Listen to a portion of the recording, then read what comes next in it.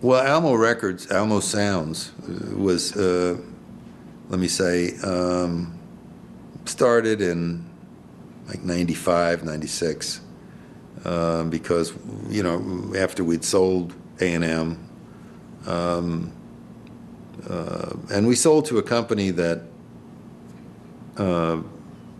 we got along with very well. The company was Polygram at the time, and we didn't shop A&M. Polygram made a point of wanting to acquire us. We figured out what the price tag was. We got somebody really good to negotiate for us, and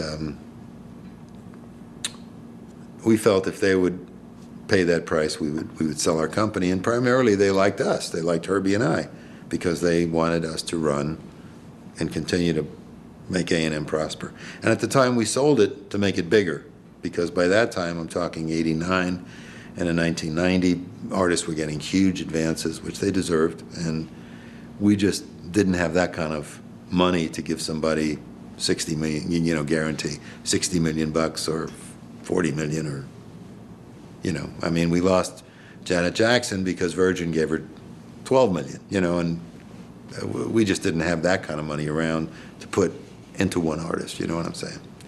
So, and also the way we got a lot of our financing was through international licensing. In other words, in the 70s, I could go to CBS Europe and get a deal for maybe 20 million bucks for 3 years, or maybe 40 million, just for rent, and for the A&M label to be distributed throughout Europe for that period of time, and it was successful for both of us. They weren't doing those kind of deals any longer. That kind of money wasn't around, because what it amounted to is they didn't want to basically support a competitor, as we were by this time. So we sort of had to sell the company, in a sense, to make it grow. And I'd gotten along very well with David Fine, who was the president of Polygram. And we had a pretty decent first year. I tried to make some changes in the company and streamline it somehow. And then, lo and behold, which is something I didn't realize, and that at that company at that time, when you were the age of 61, you were automatically retired. And so this friend I had, this rapport I had with this fellow David Fine, was all of a sudden it was over, because he was 61, and all of a sudden he was on boards and operating for them in a very different way. And all of a sudden I was faced with a guy that wasn't into it, really. Wasn't into the A&M dream, wasn't into who we were, and certainly didn't like me very much, for what it's worth, which I just could never quite understand, even though, sometimes you make it and sometimes you don't. David was, as I say, retired, and then we were, kind of paid off, basically. Herbie and I were paid off, and in the middle of '93, we had to leave A&M, and as I say, it was not something we were looking forward to, or we had thought was going to happen. We thought, at the time, I was, I was in my 50s, still.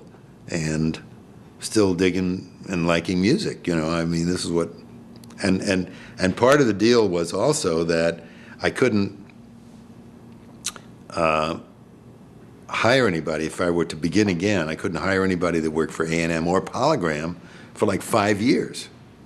All right. Now, at the time, I was pretty disgusted with everything, and I didn't think I was ever going to get back into it.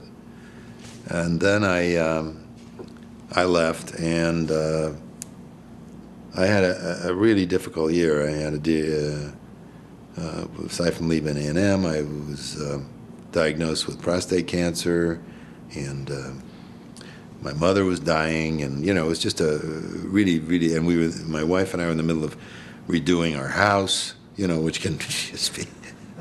We were entering our 3rd year or something at this thing, and we got the flu. It was just awful. Just one of those amazing, terrible years, which ended, of course, with the earthquake of '94. where we just almost got thrown out of our house completely, the place we were living in.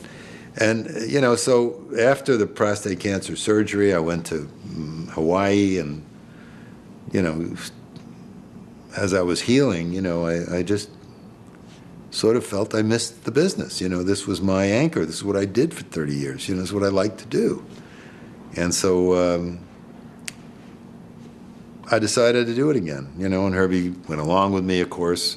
He wasn't as enthusiastic as I was. He felt the business had changed a little bit, and he was probably smarter than I was, you know. But I felt I wanted to do this, you know, and found a couple of A&R people that by chance had not worked for A&M or Polygram I could get along with. And we invested our own money again into this thing. And by this time I was looking for help, primarily because I didn't want to spend Herbie's money, because I knew he wasn't that enthusiastic over this thing, you know. And deals were not that easy to come by, you know. Things were different.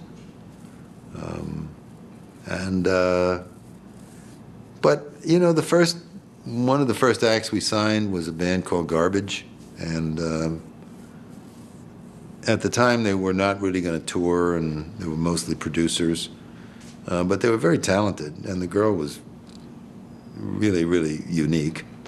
And first album was a bit of a sensation, you know. So here we were back doing stuff, you know. But the game had changed dramatically. I didn't really see myself working as I did at A&M. You know, I was sort of a dilettante. You know, I could work a whole day and then maybe take off the next day, or work a whole day and then take a break and go to the racetrack, and where I really loved being as well, you know. And I found it difficult to maintain a staff, and things were just different, you know. And it gave us a sort of an idea of what the music business was coming to be. And Herb and I both felt that it might be the time to maybe close down Almo, and perhaps maybe even sell Rondor, which was our publishing company. And that's what we did in like the year 2000. So Almo Sound still sells records, you know, of the artists that we had. That would have been Ozo Motley, that would have been Imogen Heap, that would have been, we put out a pretty good, a couple of Garbage records, some other records. That we put out 3 Herb Alpert albums that were pretty good, including one called Second Wind that I think was a great album. So we did release, I would say, about 16, 17 albums, you know, in its time. And we're still selling those, but we're not making new ones, so to speak. And I have a pretty good relationship with Jimmy Iovine at Interscope, so we're still distributed by them, so we have first-class distribution, so this catalog is getting respected, so to speak, you know.